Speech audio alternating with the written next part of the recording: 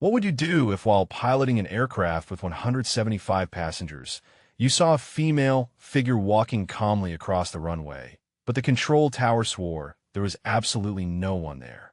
This is the story of a miracle of the Virgin Mary that saved hundreds of lives in the American sky, and that forever changed the life of pilot Michael Rodriguez. But before we continue, leave a comment telling me where you are watching from and what time it is where you are right now. I would love to see how far the miracles of the Virgin Mary are reaching. Michael woke up at 4:20 in the morning that April Saturday, just as he had done for 15 years. At 43 years old with more than 11,500 flight hours accumulated, Michael was considered one of the most competent pilots of the airline.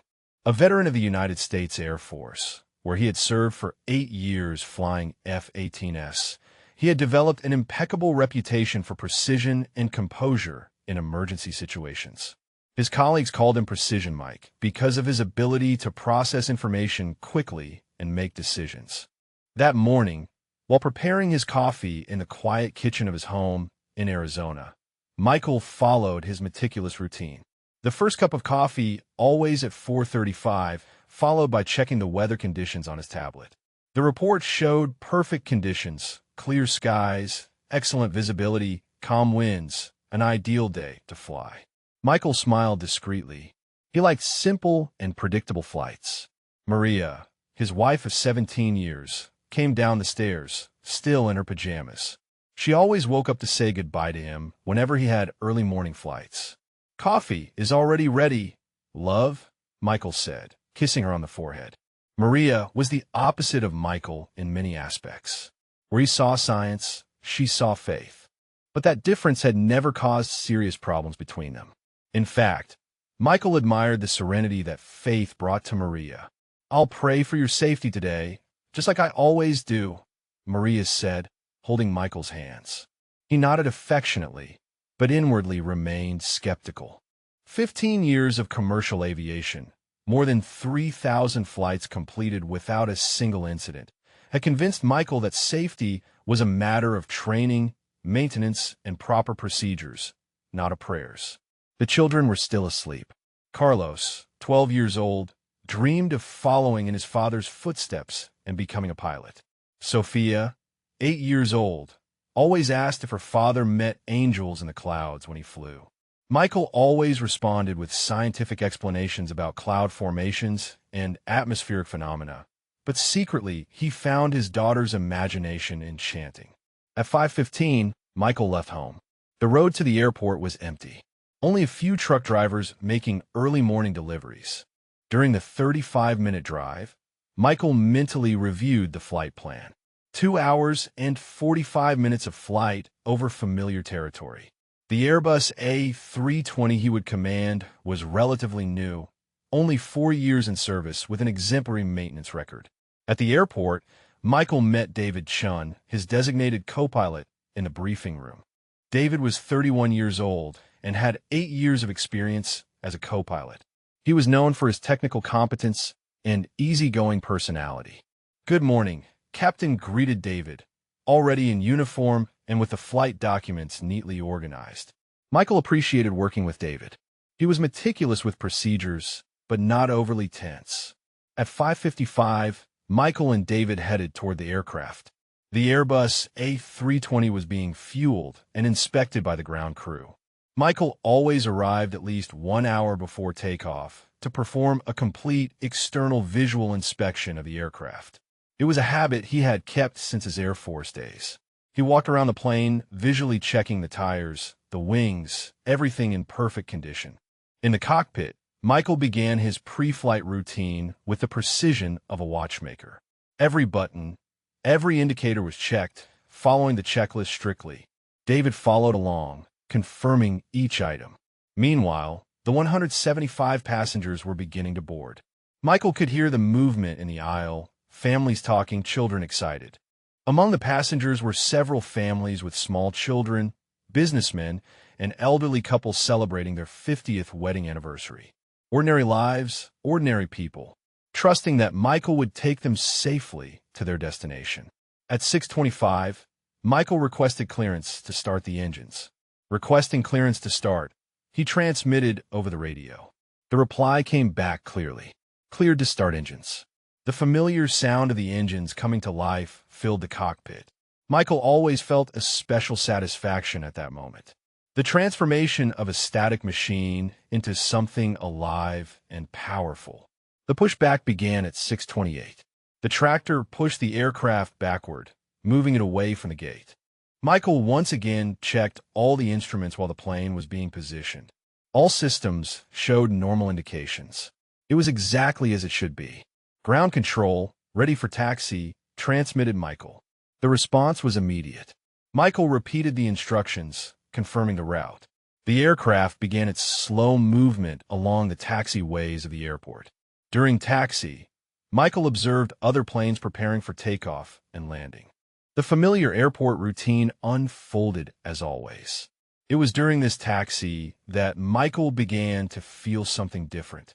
An unusual calmness took hold of him. It was not nervousness.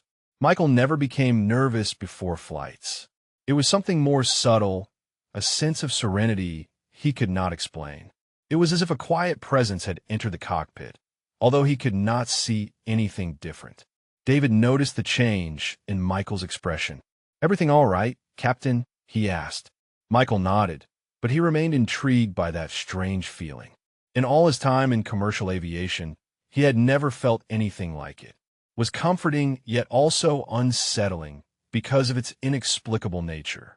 At 6:40, the aircraft reached the runway holding point. He contacted the control tower. "Ready for takeoff." The reply came after a few seconds. "Hold for clearance." At 6:42, the tower finally transmitted "cleared for takeoff."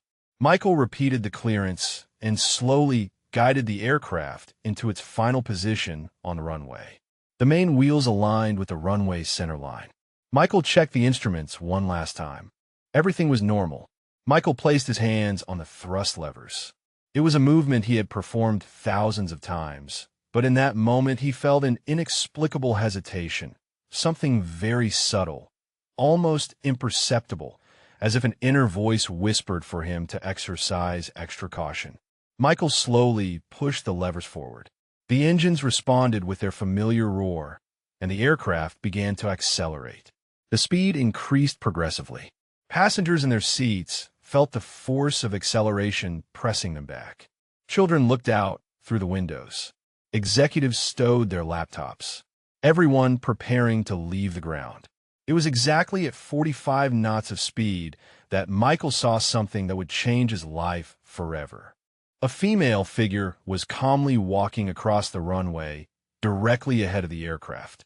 She wore a long light blue dress that moved softly with a breeze that did not exist. A white veil partially covered her head, framing a young and serene face. She was approximately 1.65 m tall and moved with a supernatural grace. What impressed Michael the most was not only the presence of the woman on the runway, but her complete tranquility. She did not run. She did not show panic.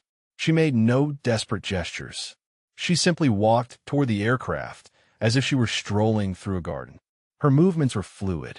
The blue dress seemed to radiate a gentle light of its own, even under the strong morning sun. At that instant, the roar of the engines began to sound muffled, as if someone had turned down the volume of the world, as if time had stretched. Every noise became distant, until only the accelerated rhythm of Michael's breathing remained. And along with the silence, a delicate fragrance, almost imperceptible, of unknown flowers filled the air, impossible to identify, yet strangely comforting in their familiarity. More than seeing, Michael felt. An unshakable peace filled his heart, a profound certainty that nothing could disturb that moment. Michael then noticed a strange pressure in his ears, similar to what he felt when the plane changed altitude too quickly. But the aircraft was still on the ground. There was no logic to it.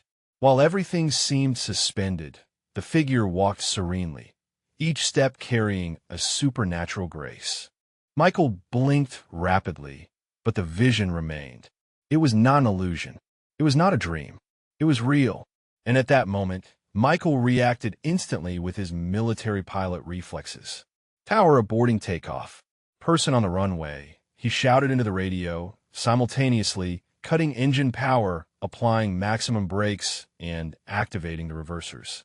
The aircraft decelerated violently, forcing all passengers against their seatbelts.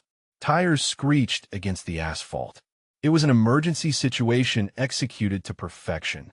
The response from the tower came immediately charged with confusion. Negative. The runway is clear. I repeat, the runway is clear. Controller Robert Wilson, a veteran with 12 years of experience, could not understand what was happening. His cameras showed a completely empty runway. The ground radar detected no object at all. Every indicator confirmed that there was absolutely nothing on the runway. Michael kept the aircraft stopped, engines idling as he stared intently at the female figure. She kept walking, now more slowly, her eyes fixed directly on the cockpit. They were deep eyes filled with an ancient wisdom radiating a peace Michael had never experienced before. When she smiled softly, he felt a wave of absolute protection envelop him. Control. I can clearly see a woman in a blue dress walking in front of us, Michael insisted, his voice firm despite the absurdity of the situation. David beside him stretched his neck, trying to see something. Captain, I don't see anything on the runway. The passengers were beginning to murmur, worried about the sudden and unexpected stop. The control tower immediately dispatched emergency teams. Security vehicles rushed from their bases at high speed, heading toward the runway. Meanwhile, technicians frantically reviewed the recordings from the security cameras, searching for any sign of the person the pilot claimed to be seeing. During those tense minutes, Michael continued observing the female figure. She had stopped walking and now seemed to be blessing the aircraft with gentle gestures of her hands. Her movements were ritualized as if she were performing a sacred ceremony. The white veil fluttered lightly, occasionally revealing more details of her youthful and serene face. The emergency vehicles reached the runway, inspecting every meter of the asphalt, desperately searching for any sign of a person. Their voices came through the radio. Tower, runway completely clear. No sign of human presence. Area totally safe for takeoff. 25 minutes passed in this deadlock. Air traffic control, frustrated and confused, decided to review all records of aerial movement in the region. That was when they made a discovery that would explain everything. In the logs appeared the trace of a small aircraft that had irregularly crossed the airport's airspace. The airplane was a Piper or Cherokee piloted by James Sullivan, a 62-year-old rancher who owned a property 40 kilometers from the airport. James had taken off from a private airstrip to pick up veterinary supplies in a nearby town. During his return flight, his transponder and radio suffered technical failures, leaving him unable to communicate with air traffic control. Without transmitting his position and flying at only 600 feet of altitude, his presence went unnoticed by the surveillance systems. The discovery was devastating in its implications. The Piper Cherokee had crossed directly into the exact takeoff path of Michael's flight between 6:43 and 6:45 in the morning. If Michael's flight had departed as scheduled, the collision would have occurred approximately 45 seconds after leaving the ground, when the commercial aircraft would have been at about 300 feet of altitude and traveling at 150 knots. At that height and speed, any attempt at an evasive maneuver would have been impossible. The collision would have been inevitable and absolutely fatal for both aircraft. It was at that exact moment when the discovery about the Piper Cherokee was confirmed that Michael looked again to where the woman had been standing. She was no longer there. The runway was empty, exactly as everyone else had insisted the whole time. But now Michael understood. That night at home, Michael described to Maria in detail the woman he had seen on the runway. The resemblance was perfect with the Virgin Mary image. Maria revealed that very morning she had felt an unusual urgency to pray for her husband's safety. Michael, the man of science, finally understood that he had witnessed a miracle of the Virgin Mary that saved 175 lives.